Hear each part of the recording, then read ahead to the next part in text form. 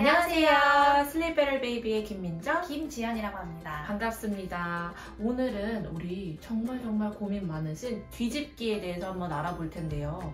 소위 뒤집기 지옥이라고 하면서 이거 계속해서 밤새도록 깨요 하는 그 시기, 정말 넘기기 힘들다고 생각하시는데 이 시기를 현명하게 잘 지나갈 수 있는 방법을 전해드리려고 합니다. 일단 뒤집기는 보통 언제 시작하나요? 뒤집기는 보통 3개월에서 4개월, 늦으면 5개월에서 6개월 이 정도 사이에는 좀 시작을 하는 편이죠. 그래서 이 뒤집기 시기에 우리 정말 많이 고민들 하시는 부분이 있잖아요. 우리 아이들 아마 스와드 스트랩이나 스와드럽 이런 거 사용하실 거예요. 오로 반사가 너무 심하니. 근데 뒤집기를 시작하면 이게 스와드를 해서 아이가 잘 자고 있으니 언제 졸업해야 되지? 미루시는 경우가 많아요. 그래서 이 스와드 졸업 시기에 대해서 설명해 주시면 좋을 것 같습니다. 스와들은 사실 뒤집기 전에 졸업을 하시는 것을 추천을 드립니다. 보통은 빠르면 한 3개월, 정말 빠르면 2개월 때 시작하는데 대부분은 90일 이후에 시작을 하기 때문에 저는 90일 정도 됐으면 스와드를 졸업해 주시는 것을 추천을 드려요. 근데 이거를 한 번에 빼면은 아이들도 너무 힘들어할 수 있으니까 한 팔 빼고 일주일 재워보고 그 다음에 양팔 빼고 이런 식으로 해서 그 다음에는 본항형 수면조끼로 넘어가 주시는 것을 추천을 드립니다. 그러면 이 뒤집기를 시작했을 때 수면에 방해가 된다는 건데 우리 아이들은 이 뒤집기를 배웠을 때 어떻게 생각할까요? 예를 들어서 내가 이런 것도 할 줄 아네? 하면서 이제 원래도 잠을 잘 들던 아이가 이제 잠들러 들어가서 맞다, 나 뒤집기 할 줄 알지 하면서 연습하기 시작합니다.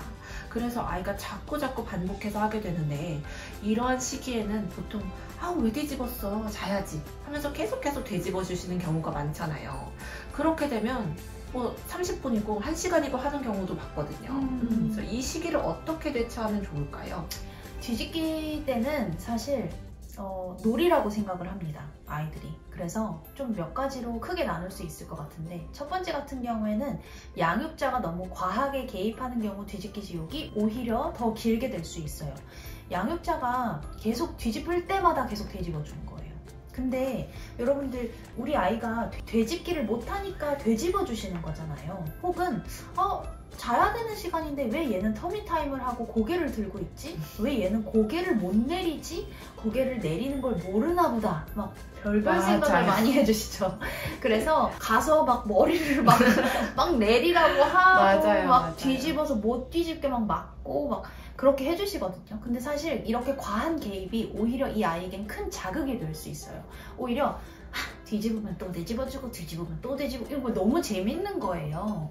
그러니까 잠이 좀 달아날 수 있으니까 오히려 과하게 개입하지 말고 원래 하시던 수면교육 방법대로 그대로 아이가 조금 뒤집어서 놀고 있으면 기다리시고 울면 조금 더 기다리시고 그렇게 해주시는 것을 추천을 드려요. 하지만 제일 중요한 것은 뭐냐면 우리 아이가 운다고 해서 뒤집기를 한다고 해서 김지연 선생님이 기다리라고 해서 막 눈도 닫고 귀도 닫고 그냥 카메라도 안 보고 하는 게 아니라 우리 아이가 정말 안전하게 숨을 쉬고 있는 상태인지, 왜냐면 얘도 지금 몸이 컨트롤이 잘 안 되잖아요. 그러니까 이 아이가 정말 안전한 상태인지 확인을 우선 해주시되 너무 빠른 개입을 하지 않는 게 추천을 드려요. 그래서 저희가 컨설팅 할 때 뒤집기 지옥을 당연히 겪잖아요. 그럼요. 아이들. 그때 어머님들 막 패닉이세요. 막 홀드 하시는 분들도 계세요. 뒤집기 지옥 끝나고 할게요. 근데 연락이 안 와요. 안 끝나거든요. 안 끝나요. 계속 개입하면 안 끝나요. 막 6개월인데도 뒤집기 지옥 한단 말이에요. 그러니까 사실 컨설팅 하면 뒤집기 지옥은 오래 가지도 않아요. 한 1, 2주? 이 정도 가고 그냥 지나가기 때문에 이 개입, 사실 이거를 최소화하는 것이 가장 꿀팁일 것 같습니다. 혹여나 진짜 뒤집기 지옥이 엄청 늦게 온 경우 뒤집기 진작 했거든요. 근데 못하게 여태 막아주셨으면 지연될 수밖에 없어요. 맞아요. 안 하는 아이는 없습니다. 맞아요. 근데 간혹 가다 정말 어떤 아이들은 엎드리고 그냥 자요. 바로 잠들기도 해요. 그래서 사실 밤새도록 통잠 자는 아이를 막 지켜봐요. 너무 엎드리지 않겠지. 그럴 수는 사실은 없죠. 그렇기 때문에 정말 안전한 수면 환경이 중요합니다. 그래서 단단한 매트리스를 쓰시고 밑에 푹신한 어떤 것도 없이 해주시면 될 것 같아요. 그리고 아이가 처음에는 고개를 좀 약간 비스듬하게 해서 코를 바꾸잖아 막 싶어요. 근데 저희가 그냥 상상을 해보면 저희 코 구조가 정말 푹신한 뭔가가 있으면 막을 수 있어요. 그렇지만 정말 단단한 매트리스 위에 아이만 자고 있다면 아무리 고개를 받고 있어도 불편해서 아이가 돌릴 거예요. 그리고 숨이 막히지는 않기 때문에 그래도 잘 지켜봐 주시는 것을 추천합니다. 너무 걱정되시면 사실 아이가 좀 깊게 자고 있을 때 보통 입면하고 한 5분에서 10분 있다가 좀 깊게 자거든요. 그때 그냥 되짚어 주셔도 괜찮아요. 그래서 저는 개인적으로 좀 저희 아이가 뒤집기를 시작을 했었을 때 걱정이 되는 거예요. 그럼요. 그래서 제가 잠들기 전까지는 제가 9시, 10시, 11시 이렇게 들어가서 한 번씩 그냥 되짚어 줬었어요. 그런 다음에 새벽에는 저도 자야 되니까 뭐 어쩔 수는 없죠. 그래도 만약에 제가 깨면 확인하고 다시 되짚어 주고 그렇게 했는데 오히려 이것 때문에 못 자는 아이들도 있더라고요. 되짚어 주고 만지면 더 깨고. 저희 아이 같은 경우에는 깊게 자고 있으면은 그렇게 만져도 깨지는 않았었기 때문에 아니면 다시 잠이 들었기 때문에 크게 저는 걱정 안 하고 되짚어 줬었던 편입니다. 하지만 많은 수학과 선생님들과 수면 전문가들이 뒤집기 시작하면 You lost your control 이렇게 얘기를 하거든요. 이게 무슨 뜻이냐면 너는 이제 너의 제어 능력을 잃었어. 너가 이제 컨트롤할 수 없어. 아기 자세에 대해서는 사실 이렇게 얘기를 해요.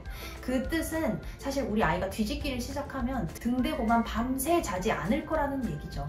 그래서 미국 수학과 협회에서도 뒤집기와 되짚기가 가능하면 엎드려서 자든 옆에서 자든 상관없다. 하지만 항상 등 대고 눕혀라가 기본 개념이라고 생각해 주시면 좋을 것 같고, 그러면 저희 아이가 되짚기는 못하고 뒤집기만 하면 어떻게 해야 될까요? 이런 질문들도 진짜 많이 해주시잖아요. 맞아요. 근데 사실 그러면 되짚기를 할 때까지는 혹시 바디필로우나 어떤 베개로 눌러서 아이를 못 뒤집게 하면 어떤가요? 라고 말씀 많이 하시는데 절대 안 되죠. 사실 엎드려 자는 게 불안한 마음 왜 이해 못하겠어요. 저도 마찬가지였거든요.